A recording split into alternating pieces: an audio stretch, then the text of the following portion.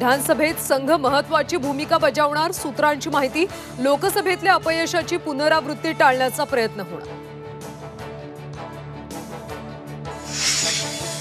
हायकोर्टाने बंद बेकायदेशीर ठरवल्यामुळे महाविकास आघाडीची महाराष्ट्र बंदची घोषणा मागे, मात्र निषेध आंदोलन करणार।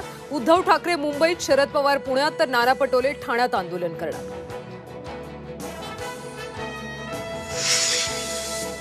बदलापुरात 2 चिमुकल्यांवर अत्याचार करणाऱ्या आरोपी अक्षय शिंदेला आज कोर्टात हजर करणार। अक्षयची पोलीस कोठडी आज संपत असल्याने सुनावणी।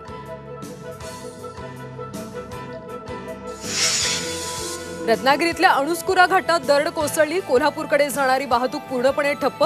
दरड हटवण्याचं काम युद्धपातळीवर सुरू।